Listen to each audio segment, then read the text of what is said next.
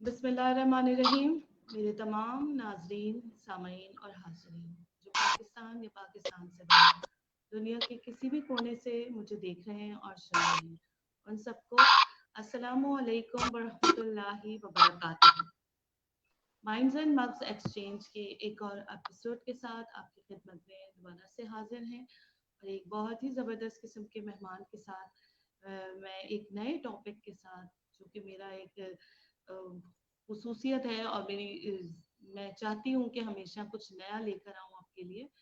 तो हम आए हैं अपने एक नए मेहमान के साथ, जो कि एक सोशल एंड पॉलिटिकल ट्रेनर और फैसिलिटेटर हैं। इसके अलावा भी उन्होंने बहुत सारे काम किए हैं, जिसके अंदर उनका सोशल अवेयरनेस स्पीकर के तौर पर उन्होंने काम किया है। और बाकी वो क्या क्या करते हैं, सबके लिए हम उनके तरफ चलते हैं, उनको अपने प्रोग्राम में वेलकम करते हैं और जानते हैं कि अरसलान क्या क्या करते हैं। अस्सलाम वालेकुम अरसलान, कैसे हैं आप?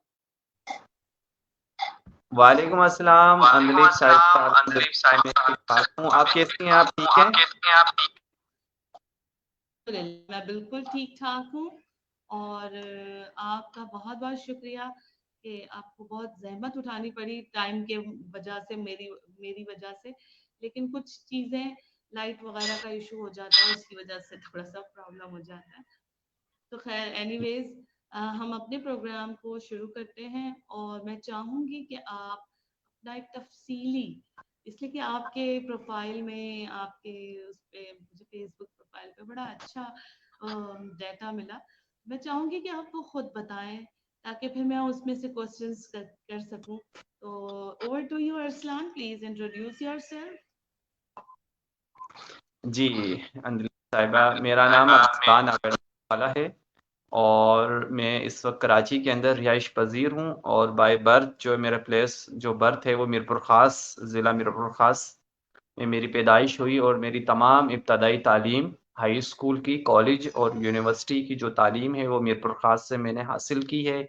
उसके बाद जो है अपने रोज़गार के सिलसिले में जो है मैं हैदराबाद में रहा। हैदराबाद के अलावा मैं कराची अब मुंतकिल हो चुका हूँ और इस वक्त कराची के अंदर रिहाइश पजीर हूँ। अच्छा, इसके अलावा जो है मैं मुख्तलिफ समाजी तंजीमों में जो है एज ए वॉलेंटियर काम कर चुका हूँ। और रोज़नामा असास अखबार है, उसके अंदर भी मैंने 4 साल बतौर कॉरेस्पॉन्डेंस जो है काम किया है, बतौर नुमाइंदा नामा निगार की हैसियत से। इसके अलावा जो है जो भी समाजी तंजीमें माशरे में बेहतरी के लिए, हमारी सोसाइटी की तरक्की के लिए किरदार अदा कर रही हैं, तो उनकी सरगर्मियों के का भी मैं हिस्सा रहता हूँ और बनता रहता हूँ। इसके अलावा मेरा जो अपना एक मकसद है वो मैं ये चाहता हूँ कि सोशल अवेयरनेस के ऊपर मैं काम कर रहा हूँ। सोशल अवेयरनेस मैं चाहता हूँ कि हर जो शहरी है वो अपने बुनियादी हकूक़ से आगाह हो, उसको अपने बुनियादी राइट्स के बारे में इल्म हो और उस हकूक़ को हासिल करने का तरीक़ाकार और मालूमात होनी चाहिए। और वो एक अपने आप को बिल्कुल लाताल्लुकी वाली ज़िंदगी ना बसर करे, बल्कि हर चीज़ के साथ मुंसलिक होकर, अटैच होकर, कनेक्ट होकर जो है वो बाशऊर शहरी बने और ज़िंदगी गुजारे। तो इसलिए मैंने अपने नाम के आगे जो है अवेयरनेस वाला लगाया हुआ है। और बस एक छोटा-सा मुख्तसर सा यही तारुफ़ है, छोटा-मोटा सा इंसान हूँ, नाचीज़ सा बंदा हूँ। और कोशिशें करता हूँ कि मैं भी सीखने की कोशिश करता हूँ और जो चीज़ सीख जाऊँ वो सिखाने की भी एक रहती है कि दूसरों को भी मैं कन्वे कर सकूँ, वो सिखा सकूँ। बहुत ज़बरदस्त आपका इंट्रोडक्शन है, माशाल्लाह, कि आप बहुत सारे पॉजिटिव काम कर रहे हैं और पॉजिटिव काम करना बहुत अच्छा होता है, जिससे सोसाइटी में स्टेबिलिटी आए और एक इंतशारी कैफियत ख़त्म हो। तो बहुत शानदार काम है। और स्पेशली जो आप न्यूज़ पेपर्स के साथ जो अटैच रहे, आपने मुझे बताया कि डेली न्यूज़ के साथ भी आप अपने नामा निगार के तौर पर काम किया। न्यूज़पेपर के साथ काम करना और नामा निगार का क्या काम है? पहले तो मुझे आप ये बताएं कि नामा निगार की जॉब क्या होती है, क्योंकि मैं इसके बारे में चाहती हूँ कि लोगों को पता चले। एक्चुअली नामा निगार का वर्ड जो उर्दू में अब जो है मुस्तामिल नहीं रहा, बहुत कम लोग बोलते हैं इतनी खालिस उर्दू। تو میں چاہوں گی کہ ہمارے لوگ بھی جانیں کہ کون ہوتا ہے نامہ نگار. دیکھیں میں بالکل کوشش کروں کہ اس کے اوپر اپنے علم کے مطابق ڈالنے کی کوشش کروں. نامہ نگار کوئی بھی اخبار، کوئی بھی نیوز پیپر، روزنامہ اخبار جب شائع ہوتا ہے تو مختلف شہروں کے اندر، مختلف علاقوں کے اندر، ضلعوں کے اندر، تحصیلوں کے اندر اور ٹاؤنز کے اندر اس کے نمائندگان مقرر ہوتے ہیں، اور وہ نمائندگان جو ہوتے ہیں وہ اپنے علاقے کی، اپنے ٹاؤن کی، اپنی گلی محلے کی، اپنے شہر کی خبر کو لکھ کر جو بھی حالات اور واقعات، مثال کے طور پر آج 8 نومبر ہے یا 9 نومبر ہے، آج کے دن جو پورے معاملات اس کے ایریے میں ایونٹس، پولیٹیکل اور جو بھی ایکسیڈنٹس وغیرہ یا جو بھی ایک تعمیری سرگرمی یا تقریبات ہوئی ہیں، وہ تمام اس کو وہ ریکارڈ کرتا ہے، وہ لکھتا ہے، اور خبر کی صورت میں اپنے اخبار کو وہ بذریعہ، جو ہمارے زمانے میں تو فیکس یوز ہوتا تھا، جس دور میں میں نے کام کیا ہے، خبر کو لکھنا صفحے کے اوپر قلم کے ذریعے، اور لکھنے کے بعد جو ہے اس کو فیکس کے تھرو جو ہے اپنے ادارے کو فارورڈ کرنا، اپنے اخبار کو فارورڈ کرنا. تو نامہ نگار اسی کو کہتے ہیں جو نمائندگان بطور رپورٹر متعین ہوتے ہیں اپنے علاقہ جات کے اندر. تو وہ ایک مکمل اپنے علاقے کو کور کر رہا ہوتا ہے، دیکھ رہا ہوتا ہے، اور جو ہے چیزوں کے ساتھ ٹچ میں رہتا ہے، تو وہ نامہ نگار کہلاتا ہے، جس کو ہم ایک دوسرے لفظ میں نمائندہ بھی کہہ سکتے ہیں. جی اندلیب صاحبہ. بالکل زبردست، بہت اچھے سے آپ نے ایکسپلین کیا، اور مجھے تو خیر پتا تھا، لیکن بہت سارے بچے بھی دیکھتے ہیں اور عموماً یہ ٹرمینالوجیز جو ہے بچوں سے مسنگ ہے. یہ چیز ابھی ہمارے سیلیبسز میں اور زبان میں مسنگ ہے. تو بہت اچھے سے آپ نے بتایا. اچھا مجھے بتائیں کہ اخبار میں جاب کرنا اور کسی اور پبلک سیکٹر میں جاب کرنا، کیا ڈفرنس ہے ان دونوں جابس میں، اور کیا رسپانسبلٹیز آپ سمجھتے ہیں کہ دونوں جابس کی ہوتی ہیں، کس طرح سے آپ اس کو بیلنس کرتے ہیں؟ اندلیب صاحبہ، جو اخبار ہے، روزنامہ اخبار، پرنٹ میڈیا، آج سے 10 سال قبل یا 15 سال قبل جو ہے پرنٹ میڈیا، اور اس سے بھی قبل، یعنی کہ 2001 میں، 2002 میں، 2003 کے اندر، 4-5 کے اندر، جب سے میں نے ہوش سنبھالا ہے، ایک اس کی اہمیت موجود تھی ہمارے معاشرے کے اندر. اخبار کو خریدا جاتا تھا اور اخبار کو پڑھا جاتا تھا. مختلف دکاندار اخبارات کو خریدتے تھے. مختلف انسٹیٹیوٹ روزانہ ان کے اسکول میں، ان کے جو بھی ادارے سے وہ وابستہ ہیں، وہاں پہ روزانہ اخبار آتا تھا، چاہے وہ روزنامہ جنگ ہو، روزنامہ ایکسپریس ہو، یا روزنامہ جو ہے کوئی بھی نوائی وقت اخبار ہمارا بہت پرانا اخبار ہے. تو یہ کوئی بھی اخبار ہو، جس اخبار سے میں وابستہ رہا وہ روزنامہ اساس تھا. تو ہمارے یہاں اصل میں جو ٹاؤنز لیول کے اوپر جو نمائندگان نامہ نگار ہوتے ہیں، ان کی سیلری، جو بڑے ادارے ہوتے ہیں وہ تو سیلری دیتے ہیں، جو چھوٹے نیوز پیپر ہوتے ہیں، جو چھوٹے ادارے ہوتے ہیں، تو اس میں نامہ نگار جو ہوتے ہیں ان کی تنخواہیں نہیں ہوتی. وہ اپنے ایک، یعنی کہ لگن اور شوق کے تحت اس سے وابستگی اختیار کرتے ہیں، اور اپنا وقت بھی لگاتے ہیں، پیسہ بھی لگاتے ہیں، اپنی توانائی اور صلاحیتوں کا بھی استعمال کرتے ہیں اپنے ادارے کو خبر بھیجنے کے لیے، خبر بنانے کے لیے. تو وہ ایک انسان کا، اچھا پھر آہستہ آہستہ جو میں آپ تھوڑا سا میں جو آپ نے کہا ہے کہ کیا فرق ہوتا ہے. اب جو مثال کے طور پہ جو نیوز پیپر کا ہیڈ آفس ہوتا ہے، وہاں پہ بھی ایڈیٹرز موجود ہوتے ہیں. ایڈیٹرز کی تنخواہیں ہوتی ہیں، وہاں پہ ٹائپسٹ کی تنخواہ ہوتی ہے، اور جتنا بھی اسٹاف متعین ہوتا ہے وہاں پہ ہیڈ آفس کے اندر، اس میں تمام لوگوں کو سیلریز مل رہی ہوتی ہیں.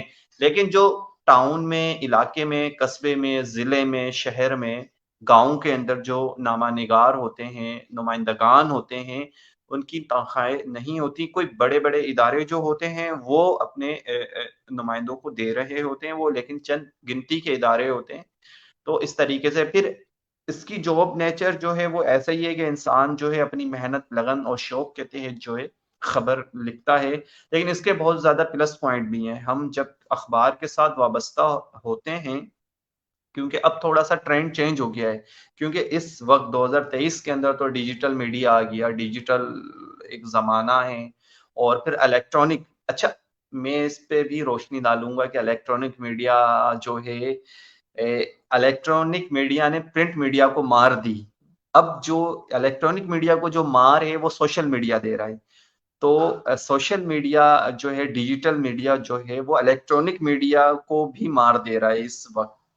اچھا تو میں رہا پرنٹ میڈیا سے تعلق میرا, تو میں یہ کہہ رہا تھا کہ اس کی جو جاب ہے وہ یہی ہے کہ شوق اور لگن سے جو ہے والنٹیئر آپ کو اپنے علاقے کو کور کرنا. اس میں یہ ہے کہ آپ پریس کلب کے ممبر بنتے ہیں. پریس کلب جو آپ کے ضلع کا, ڈسٹرکٹ کا, شہر کا ہوتا ہے, تو اس میں پھر آپ مختلف تقاریب میں جاتے ہیں, آپ کو دعوت نامے ملتے ہیں, لوگوں سے ملاقات ہوتی ہے جس میں سیاسی شخصیات, آپ کی لوکل لیول پر جو سیاسی نمائندگان ہوتے ہیں ان کے ساتھ بھی ملاقات کا, اور سماجی رہنماؤں کے ساتھ بھی ملاقات کا سلسلہ رہتا ہے. کسی کے احتجاج کو کور کرنا پڑتا ہے, یا کسی کا فردن جا کر انٹرویو بھی لے سکتے ہیں, اور اس انٹرویو کو لینے کے بعد آپ اپنے اخبار میں, اپنے رسالے میں, یا جس آپ میگزین سے وابستہ ہیں اس میں اس کو شائع بھی کروا سکتے ہیں. تو یہ ایک دور رہا ہے پرنٹ میڈیا کا. اچھا, پبلک سیکٹر, ہر آرگنائزیشن جو ہے, ہر آرگنائزیشن, کوئی بھی ادارہ, کوئی بھی انسٹیٹیوٹ, ہر ایک کا ایک مقصد ہوتا ہے, کام ہوتا ہے, اور ہر ایک کی کام کی نوعیت الگ الگ ہوتی ہے. ایک مثال کے طور پہ اسکول ایک انسٹیٹیوٹ ہے, ایک ادارہ ہے, تو اسکول والوں کا ایک مشن یا ویژن ہوگا, وہ ڈیفرنٹ ہوگا. اگر مثال کے طور پہ کے ایم سی ہے, K M C Karachi municipal corporation یا واٹر سیوریج بورڈ, تو ہر دونوں کے فنکشن میں فرق ہے اور کام کی نیچر میں فرق ہے. دونوں کی جو خدمات ہیں, جو سروسز ہیں, وہ دونوں کے اندر واضح فرق وہ رکھتی ہیں. تو اسی طریقے سے ہر انسٹیٹیوٹ کا جو ہے کام کے اندر فرق ہوتا ہے, کیونکہ نیچر الگ ہوتی ہے, ذمہ داریاں الگ ہوتی ہیں, ان کی سروسز الگ ہوتی ہیں. تو اس کا اصل میں کسی بھی ادارے کا کسی کے ساتھ ہم وہ موازنہ نہیں کر سکتے, کیونکہ ہر ادارے, ہر انسٹیٹیوٹ کا ایک اپنا دائرہ کار ہے, اور اس کو اس دائرے میں کام کرنا ہے, اور جس مقصد کے لیے وہ قائم کیا گیا ہے اسی مقصد کو پورا کرنا ہے. جی انجلی صاحبہ. بہت اچھی بات کی. بالکل ہر ادارے کا اپنا ایک سسٹم ہوتا ہے, وہ اپنے ڈومین میں رہ کر کام کرتا ہے, اور وہ دوسرے کے کسی اس کے ساتھ ہم اس کو بالکل بھی اس کا مقابلہ, اس کو کمپیئر نہیں کر سکتے. ہر چیز بہت اچھے سے آپ نے بتائی. اچھا, میں چاہوں گی ارسلان کہ آپ مجھے بتائیں کہ یہ جو آپ نے بتایا کہ آپ سوشل اور پولیٹیکل ٹرینر اور فیسیلیٹیٹر, تو یہ کیا کام ہے, اور اس میں آپ کی کون سی اسکلز آپ کے کام آتی ہیں, اور کس طرح کی ٹریننگ آپ مہیا کرتے ہیں؟ Over to you. جی جی اندلیب صاحبہ, دیکھیں ہم جو ہے ہمیں ہمارے انسٹیٹیوشن علم ہونا چاہیے, ہمیں اپنی حلقے کے بارے میں علم ہونا چاہیے, ہمیں اپنے ٹاؤن کے بارے میں علم ہونا چاہیے کہ ہماری خدمت کے لیے کون کون سے پبلک سیکٹر کے ادارے بنے ہوئے ہیں. ہمیں اپنے علاقے کے اسسٹنٹ کمشنر کے بارے میں جاننا چاہیے اور ملاقات بھی کرنی چاہیے. ہمیں اپنے علاقے کے ڈپٹی کمشنر ڈی سی کے بارے میں بھی علم ہونا چاہیے. ہمیں اپنے علاقے کے کونسلر کے بارے میں بھی معلوم ہونا چاہیے. ہمیں اپنے علاقے کے چیئرمین کے بارے میں بھی معلومات ہونی چاہیے اور ملاقات کرنی چاہیے ہمارے, تاکہ اصل میں اس کا جو ایک بنیادی مقصد ہے سوشل اویئرنیس کا, وہ یہی ہے, اور ٹریننگ کا جو مقصد ہے کہ لوگ جو ہے ایک ایکٹیو سٹیزن بنے. میرا جو ایک مقصد ہے کہ ہم ایک متحرک شہری بنے, متحرک شہری بن کر باشعور زندگی گزاریں. ہم لوگوں سے کٹ کر لا تعلق بن کر رہ کر نہ وہ رہیں, کیونکہ ہم ٹیکس پیئر ہیں. ہم جب ٹیکس ادا کرتے ہیں تو ہمیں اپنے ٹیکس کے بارے میں ہمیں معلوم ہونا چاہیے کہ ہمارے اوپر کون سا عملہ تعینات ہے, کون سا عملہ ہمارے جو ہے پانی کی سپلائی کے اوپر متعین ہے کہ ہماری گلی میں پانی آنا چاہیے, یا ہماری گلی کا گٹر لائن ٹھیک نہیں ہے, تو وہ کون سے ادارہ ہے, وہ کون سا انسٹیٹیوٹ ہے جو اس کو صاف کرنے کا, ٹھیک کرنے کا, اس کو ریپیئر کرنے کا ذمہ دار ہے. تو اس چیز کا ہمیں سوشل اویئرنیس کا جو مقصد ہے وہ یہی ہے کہ ہم ایکٹیو سٹیزن بنیں, بطور ذمہ دار شہری بن کر لا تعلق کی خود غرضی اور اپنی ایک مصروف زندگی سے ہٹ کر بھی تھوڑا سا یعنی کہ لوگوں سے کنیکٹ ہوں, اور اپنے آپ کو سماجی لوگوں کے ساتھ ملیں جھلیں, معلومات رکھیں, کیونکہ لاشعوری زندگی جو ہے کسی بھی قوم اور کسی بھی علاقے کے لیے ایک جو ہے موت کی مانند ہوتی ہے، اور لاشعوری زندگی سے پورے اس سوسائٹی کی ترقی رک جاتی ہے، اس کی ساخت خراب ہو جاتی ہے، وہ جو ہے جو کیا کہتے ہیں اس کو، عدم استحکام کا شکار ہو جاتا ہے۔ اس کی وجہ یہ ہے کہ لوگ دلچسپی نہیں لیتے۔ جب تک لوگ، انسان، ہم لوگ جتنے بھی انسٹیٹیوشنز ہیں ہمارے بنے ہوئے اس وقت، وہ دراصل آپ کے اور ہمارے پورے لوگوں کے ٹیکس سے بنائے گئے ہیں، اور ان کی تنخواہیں ہم ٹیکس سے ہمارے ٹیکس سے ادا کی جا رہی ہے، تو دراصل وہ ہماری خدمت کے لیے بنائے گئے ہیں۔ تو ہمیں اصل میں ان کو ٹچ کرنے کی ضرورت ہے، ان سے ملاقات کرنے کی ضرورت ہے، ان کے ساتھ بات چیت کرنے کی ضرورت ہے پازیٹیو وے کے اندر، تاکہ ہمارا امپیکٹ، ہم ایک اثر انداز ہوں ان کے اوپر، اور ان سے ہم کام لے سکیں، اور ان کو ہم باؤنڈ کریں کہ آپ جو ہے مزاحمت سے نہیں، ایک یعنی کہ پولائٹ طریقے سے، پازیٹیو وے سے آپ اپنی تحریری درخواست کے ذریعے، اپنی ملاقات کے ذریعے، اور ان کو انگیج کریں، ان کو بلائیں، ان کو دکھائیں۔ تو تمام چیزیں یہ ہو سکتی ہیں، اور بالکل پبلک سرونٹس جو ہیں ان کو ہم وہ کر سکتے ہیں۔ تو اویئرنیس کا جو بنیادی مقصد ہے وہ یہی ہے کہ ہمیں اویئر ہونے کی ضرورت ہے۔ ہمیں اب ہمارے کافی سارے نوجوانوں کو اپنے علاقے کے حلقے کا نہیں پتا کہ ہمارے علاقے کا ایم پی اے کون ہے یا ایم این اے کون ہے، اس کا حدود بندی کہاں سے لے کر کہاں تک ہے، این اے کون سا ہے میرا، اور پروویژنل جو ہے کانسٹیٹیوشن کون سا ہے میرا، صوبائی اسمبلی کے حلقے کا نمبر کیا ہے، یا قومی اسمبلی کے حلقے کا نمبر کیا ہے، یہاں کا ایم پی اے کون ہے، ایم این اے کون ہے۔ تو اسی طریقے سے ہمارے علاقے کا ڈی سی کون ہے، ایس پی کون ہے، ایس ایچ او کون ہے، ہمیں اس چیز کا علم نہیں ہے۔ تو ہمیں اس تمام نالج کو، یہ ایک سوشل اویئرنیس ہے، یعنی کہ سوشل ہے، کوئی اس میں ہر شہری جان سکتا ہے، معلومات رکھ سکتا ہے، ڈیلیگیشن کے صورت بھی، انڈیویجولی طور پر بھی، انفرادی طور پر بھی انسان اس چیز کو وہ رکھ سکتا ہے۔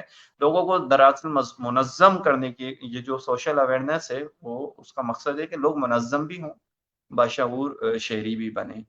جی اندلیب صاحبہ۔ بہت ہی اچھی بات آپ نے کہی کہ ایک باشعور شہری کو شعور دلانا، اور ہمیں تو، مجھے تو ایسا ہی لگتا ہے کہ ہمارے سارے جو سٹیزنز ہیں اس شہر کے، سب سو رہے ہیں، کسی کو کچھ نہیں پتا۔ تو یہ واقعی بہت اچھی بات کی آپ نے کہ ہمیں جب تک آگہی نہیں ہوگی ہم اپنے مسائل کو حل نہیں کر سکتے۔ ہمیں اپروچ ایبل ہونا چاہیے، ہمیں اپروچ کرنی چاہیے ان لوگوں تک۔ تو مجھے یہ بتائیں ارسلان کہ اگر ہم اتنے ہائی پروفائل لوگوں کو، ڈی سی کو اور ایس پی کو، ان کو اپروچ کریں تو یہ ایزیلی اویلیبل ہوتے ہیں، یہ رپلائی کرتے ہیں، رسپونڈ کرتے ہیں، یا دیکھیں نہیں کرتے؟ صحیح۔ اچھا دیکھیں، میں ایک اور چیز میں ایک اور شامل کرنا چاہوں گا۔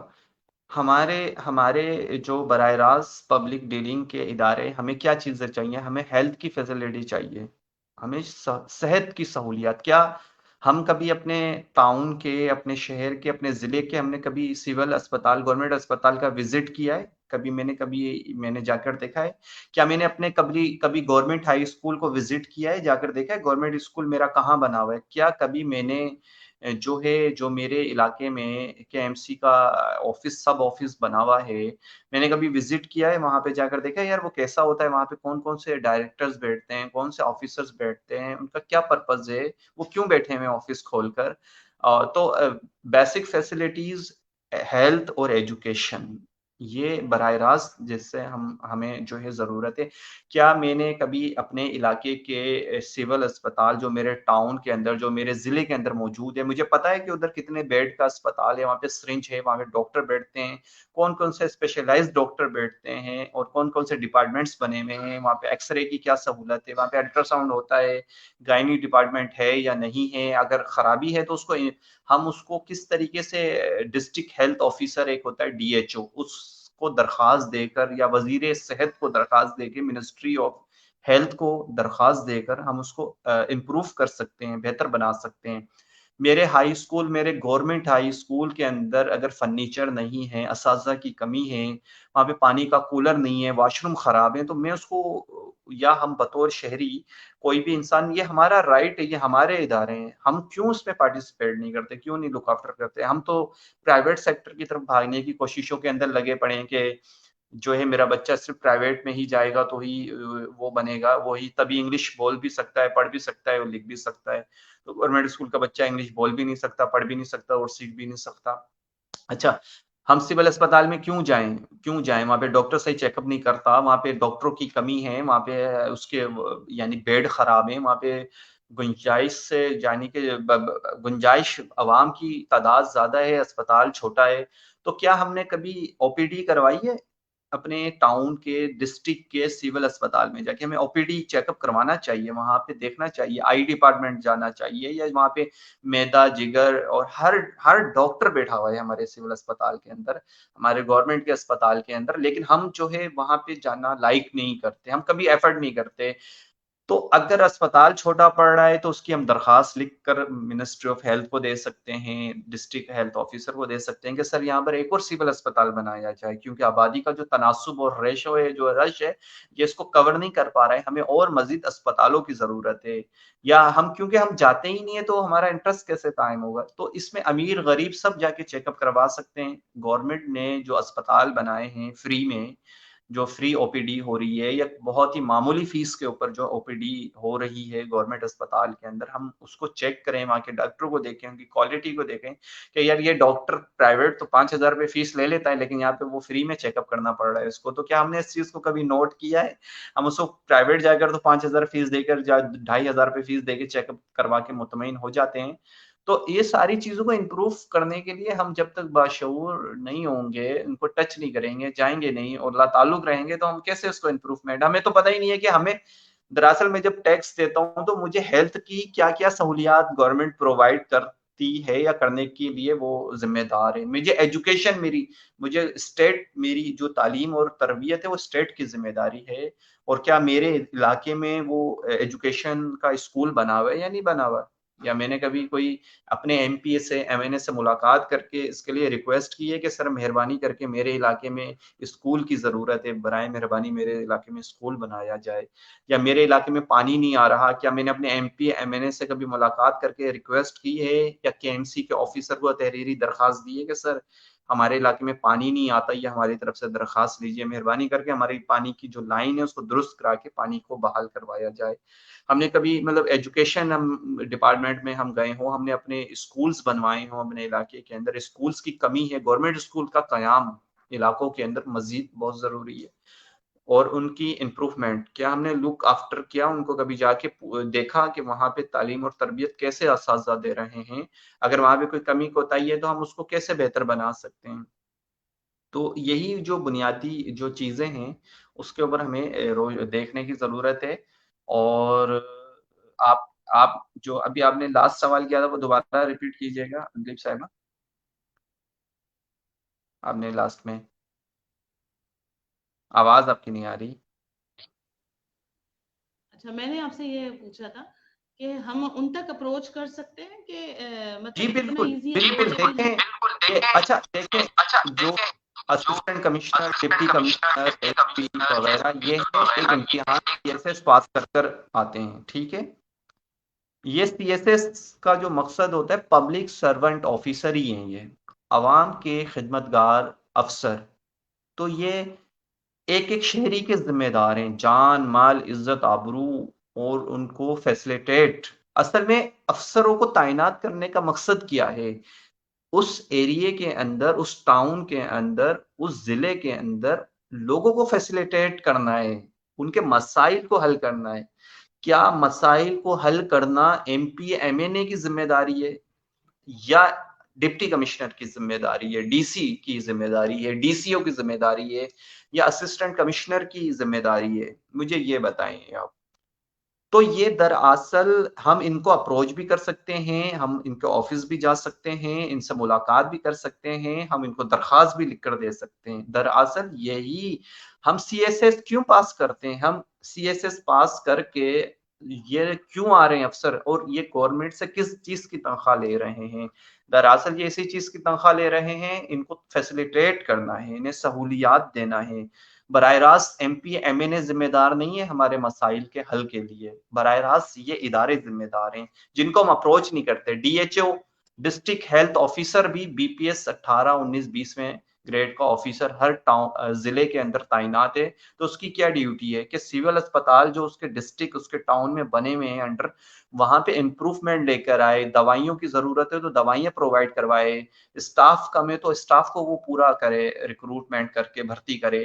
یہ ان کی ذمہ داری ہے بنیادی طور پہ۔ جو انتظامیہ مینجمنٹ کی کیا ڈیوٹیز ہیں، DC کی، DHO کی، اور ان کی کیا ڈیوٹیز ہیں، وہ یہی ہے لوگوں کو بیسک فیسلٹیز ان کی ذمہ داریوں میں شامل ہے بنیادی طور پر۔ تو ان کو یہ کیوں نہیں ملیں گے؟ یہ بالکل ملیں گے، ویلکم کریں گے۔ ہمیں جا کے پہلے ملنا چاہیے کہ میرے ٹاؤن کا، میرے ضلع کا DC آفس ہے کدھر، اور ہم کسی طریقہ کار سے ملیں، ہم ان کو اپنے علاقے میں بھی انویٹیشن دے سکتے ہیں۔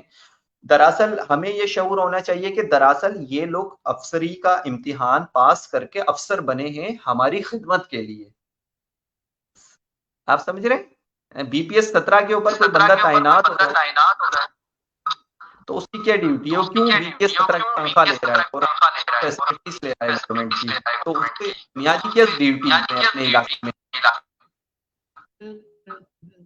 زبردست، بہت ہی آپ نے جو آج معلومات دی ہے ارسلان، میں آپ کو سچ بتاؤں بہت ساری چیزیں مجھے بھی نہیں پتا تھی کہ ہم اس طرح اپروچ کر سکتے ہیں اور کس شخص کی کیا ذمہ داریاں ہیں۔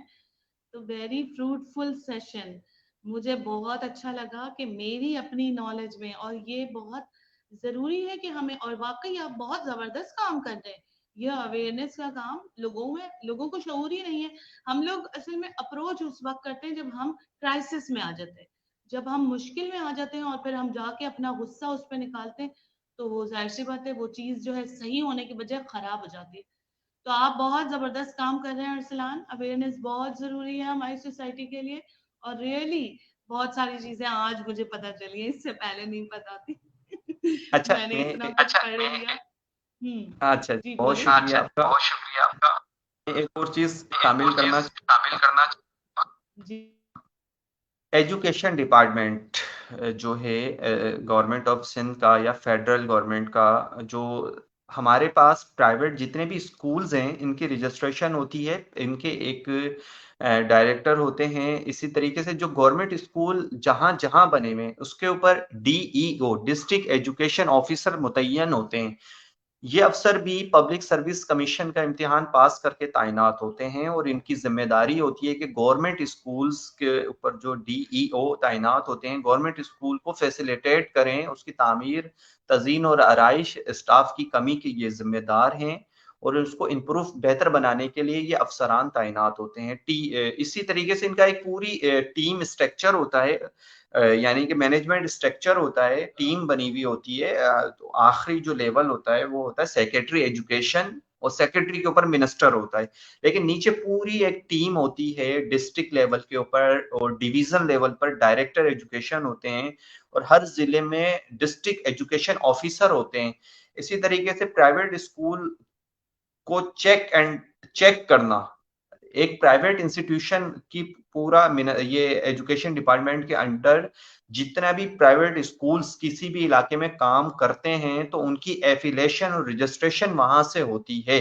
چیک آؤٹ کرنا پرائیویٹ انسٹیٹیوشن کو ایجوکیشن کے اس سیل کی اس کی ذمہ داری ہوتی ہے، وہ چیک آؤٹ کرے، یا وفاق کے اگر وہ انڈر اسکولز ہیں تو وہ چیک آؤٹ کریں۔ تو میں یہی کہہ رہا ہوں کہ جتنے بھی سیٹ ہمارے یہاں ادارے بنے ہوئے ہیں اس کے اوپر جو ہے یہ ادارے جو ہے موجود ہیں، اور ان کی ذمہ داریوں میں یہ چیزیں شامل ہیں کہ اس کو امپروو کریں، بہتر بنائیں، کوئی خامی کوتاہی ہے تو اس کو دور کرنے کے لیے جو ہے عملی طور پہ کوشش کریں، کیونکہ لوگ اپروچ نہیں کرتے تو وہ کام کیسے کریں گے؟ لوگوں کو ان کے بارے میں نالج ہی نہیں ہے کہ یہاں پہ جو مسئلہ ہے اس کے لیے کون سے افسر کے پاس جانا چاہیے، کس ڈپارٹمنٹ میں ہمیں جانا چاہیے، کہاں ہم اپلیکیشن دیں گے۔ تو امپروو وہ لوگ تو اس کے اوپر پھر وہ از خود کام کرتے نہیں ہے، لیکن اخلاقی طور پر تو از خود جو ہے وہ ذمہ داری ان کی ذمہ داری ہے، ڈیوٹی ہے کہ وہ 2-3 لاکھ روپے تنخواہ، گاڑی، بنگلہ جو لے رہے ہیں افسر 17ویں 18ویں 19 اسکیل میں، وہ خود وزٹس کریں, امپروو کریں, لوگوں کو کمپلینس نہ کرنا پڑے بلکہ وہ خود اپنی اداروں کے اندر خامیوں کو دیکھ کر اس کو کل کریں, اس کو ختم کر کے اس کو امپروو بنائیں.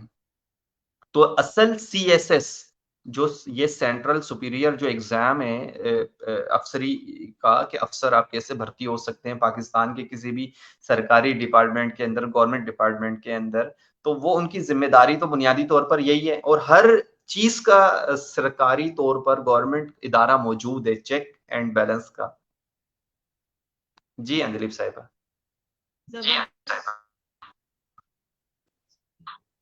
بہت ہی زبردست بات آپ نے, بہت اچھی انفارمیٹیو, مطلب مجھے ایسا لگ رہا ہے کہ میری طرح بہت سارے لوگ ہوں گے جن کو یہ اسٹیپس یہ تھرو پراپر چینل نہیں پتا ہوگا, اور ہم تو ڈائریکٹ اپروچ کرنے والے لوگ ہیں. ہم جب پرابلم میں آتے ہیں تب ہم جو ہے اپنے مسائل کو حل کرنے کے لیے پہنچتے ہیں. پہلے سے ہم ان سے ساتھ اچھی باؤنڈنگ نہیں بنانے کی کوشش کرتے کہ وہ باؤنڈنگ ہمارے لیے فروٹفل ثابت ہو. تو میں ارسلان ایک اور سوال آپ سے کرنا چاہوں گی. آپ بڑا اچھا سوشل ورک کر رہے ہیں, یہ ایک سوشل ورک ہی ہے ایکچولی. تو آپ اپنی جاب کے ساتھ یہ کر رہے ہیں, اس کے ساتھ پھر آپ نے والنٹیئرلی TCF کے ساتھ بھی کام کیا جو کہ ان کا ریبر پروگرام تھا. تو اس میں آپ نے اپنے آپ کو کیسے انڈلج کیا, کس طرح سے ان کے ساتھ کنیکٹ کیا, اور کیا آپ کو وہ کچھ پے کیا جاتا ہے یا جسٹ آپ والنٹیئر کے طور پہ ہی وہ کام کرتے ہیں؟ میں حالیہ یعنی کہ پچھلے دنوں میں TCF کے رہبر مینٹورشپ پروگرام کا حصہ بنا. 6 ہفتوں کے اوپر مشتمل یہ پروگرام تھا اور سیٹرڈے کو جانا ہوتا ہے اسکولز کے اندر. TCF کے پورے پاکستان میں 1800 اسکولز ورکنگ کر رہے ہیں ان ایریاز کے اندر جو بیک ورڈ ایریاز ہیں, اور اچھی ایجوکیشن کو یہ پرووائڈ کرنے کی کوشش کر رہے ہیں TCF والے. تو ایسے پسماندہ علاقے جہاں کے لوگ اپنے بچوں کو میں اچھی تعلیم نہیں دلوا سکتے, یا ان کے بچوں کا یعنی کہ ضائع ہو رہی ہے نا, وہ ہماری نیشن ہے, وہ ہمارا فیوچر ہے وہ بچے بھی, تو ان کو ایک بہتر تعلیم و تربیت دینے کے لیے TCF نے جو اسکولز بنائے ہوئے ہیں, تو اس میں یہ مینٹورشپ پروگرام ہے. رہبر جو پروگرام ہے اس کا جو بنیادی طور پہ مقصد ہے کہ بچوں کے اندر پازیٹیو تھنکنگ کو پیدا کرنا, مثبت سوچ کو پیدا کرنا, اور ان کی صلاحیتوں کو بہتر بنانا, یعنی کہ ان کی سوچنے کی صلاحیت کو بھی امپروو کرنا. اور اس کا ایک پورا اورینٹیشن ہوتا ہے. اس کے علاوہ اس میں جب ہم ہر سیٹرڈے کو کوئی بھی فرد اس میں جائے گا تو اس کو پوری ایک بریفنگ دی جاتی ہے. اس میں کوآرڈینیٹر ہوتے ہیں, وہ پورا پروگرام سمجھاتے ہیں, بتاتے ہیں, ایکٹیویٹیز ہوتی ہیں, سرگرمیاں ہوتی ہیں. تو وہ پوری سرگرمیاں جو ہے اس میں بتائی جاتی ہیں کہ ہم کس طریقے سے زندگی میں اس بچے کے اندر یہ تھنکنگ ڈالی جاتی ہے, یا سوچ اس کے ذہن کو کھولا جاتا ہے کہ آپ کس طریقے سے آپ کوئی بھی خواب دیکھیں اور اس خواب کو آپ کیسے پورا کر سکتے ہیں, اس کو آپ کیسے مسلسل ایک اس میں ہے عمل کے بعد محنت اور کوشش, لگن, اور جو ہے آخری جو ایک ہوتی ہے انسان کی منزل, تو آپ اس کو کس طریقے سے حاصل کر سکتے ہیں اور پہنچ سکتے ہیں. اس کے لیے آپ کو کیسے اسٹرگل کرنا پڑے گی, اس کے لیے کتنی آپ کو محنت کرنی پڑے گی. تو وہ پازیٹیو تھنکنگ کا ایک پروگرام ہے, رہبر پروگرام مینٹورشپ کا. تو اس میں کوئی یعنی کہ پیسے وغیرہ وہ نہیں دیتے ہیں. والنٹیئر جو لوگ بھی اس میں شوق اور لگن رکھتے ہیں, وہ کسی بھی شعبے سے وابستہ ہوں, وہ اس میں والنٹیئر حصہ لے سکتے ہیں. اپنے رجسٹریشن ان کے فیس بک پیج کے اوپر جا کے کروا سکتے ہیں. اور ابھی اس سال میں ان کے 3 سرکل ہوتے ہیں, تو آخری سرکل 11 نومبر سے شروع ہو رہا ہے, اور یعنی کہ یہ جو سیٹرڈے آ رہا ہے آئندہ, اس سے یہ آخری سرکل, یعنی کہ 6 ہفتوں کا ایک سرکل ہوتا ہے, تو اس میں 6 ہفتے جانا پڑتا ہے اسکولز کے اندر.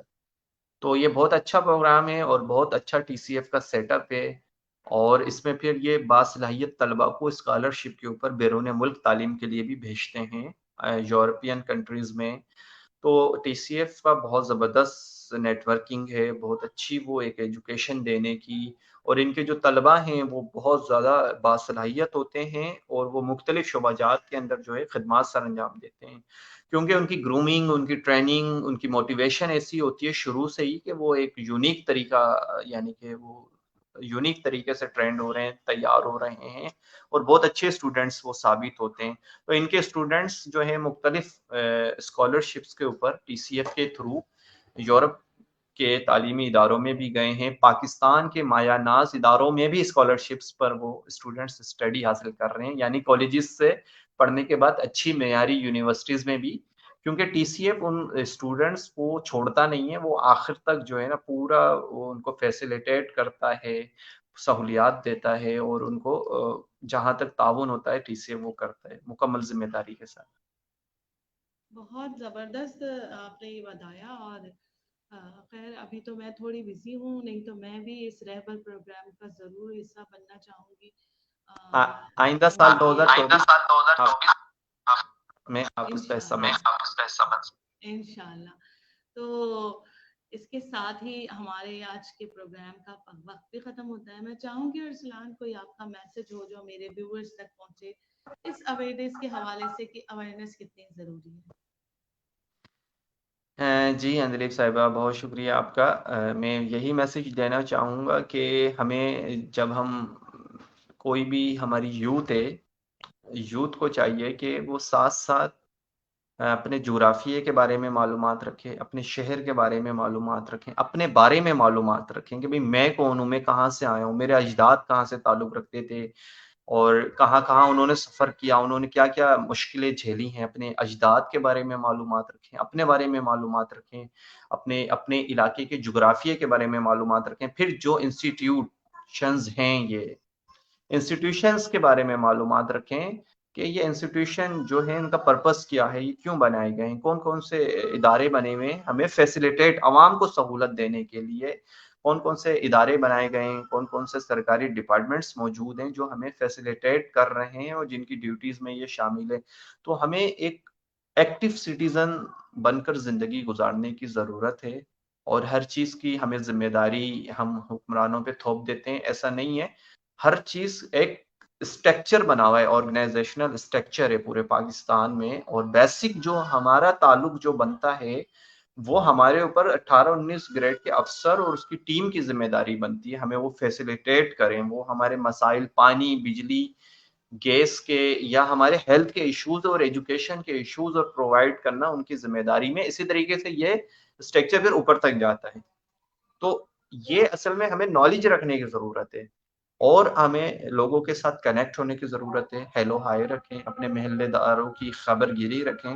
سب سے پہلے آپ نے مدد کرنی ہو کسی کی بھی تو اپنے رشتہ داروں کو دیں، سب سے پہلے آپ نے راشن دینا ہو اپنے غریب رشتہ داروں کو دیں، رشتہ داروں میں کوئی نہیں ہے تو اپنے محلے میں ایسے مستحق لوگوں کو دیکھ کر ان کو دے دیں، کیونکہ 30-40 ہزار والا جو کمانے والا ہے وہ بھی مستحق ہے، اور اس کو اگر آپ فائنینشلی سپورٹ کرنی ہے یا راشن دینا ہے، اپنے قریبی لوگوں کو راشن دیں، اور قریبی لوگوں کو وہ پیسے ڈونیشنز وغیرہ دیں، یا کوئی آپ کو لگتا ہے آپ کے گلی محلے میں بیمار ہے اور وہ اتنا مطلب اس کے آمدنی کے ذرائع نہیں ہے، تو آپ اس کو وہ دے دیں، سپورٹ کر دیں۔ تو یہی ایک میرا میسیج ہے، باشعور زندگی گزاریں، ایکٹیو سٹیزن بن کے زندگی گزاریں، چیزوں کی معلومات رکھیں، اور اخبار کا مطالعہ ضرور کیا کریں۔ بہت شکریہ۔ زبردست میسج ہے، بہت ہی اعلیٰ قسم کا میسج دیا ہے۔ یہ جو آپ کا پیشن مجھے لگتا ہے کہ یہ اویئرنیس والا تو بہت اچھا ہے، اور اب مجھے بھی میں کوشش کروں گی چیزوں کے بارے میں مزید جاننے کی، ان سے باخبر ہونے کی، لوگوں سے اور مزید کنیکٹ ہونے کی، تاکہ ہمارے مسائل ہم خود ہی حل کر سکیں۔ اس کے ساتھ ہی میں آپ کی بہت تھینکفل ہوں ارسلان کہ آپ نے میرے پروگرام میں شرکت کی، مجھے عزت دی، میرے ویورز کو عزت دی، اور اپنی نالج سے اس قوم کو بہتر سوچ اور بہتر شعور کی طرف لے کر آئے۔ اور really I very hats of two you کہ آپ کو ڈیزگنیشنز، لاگز، نیمز اتنے پرفیکٹلی یاد ہیں۔ میں سچ بتا رہی ہوں کہ مجھے بالکل بھی نہیں، میں حیران ہو رہی تھی کہ آپ کو سب کچھ کتنے اچھے طریقے سے یاد ہے۔ تو اس کے ساتھ ہی آپ کو ہم الوداع کہیں گے، ہم اپنے پروگرام کا اختتام کریں گے۔ آج کے لیے بس اتنا ہی، اگلی بار ہم اپنے پھر کسی نئے مہمان، نئے موضوع اور کسی نئے شخصیت کے ساتھ حاضر ہوں گے۔ تب تک کے لیے اجازت دیجیے، مل کے کہیں گے پاکستان زندہ باد، زندہ باد، زندہ باد۔ اللہ حافظ۔ اللہ حافظ، تھینک یو، بہت شکریہ۔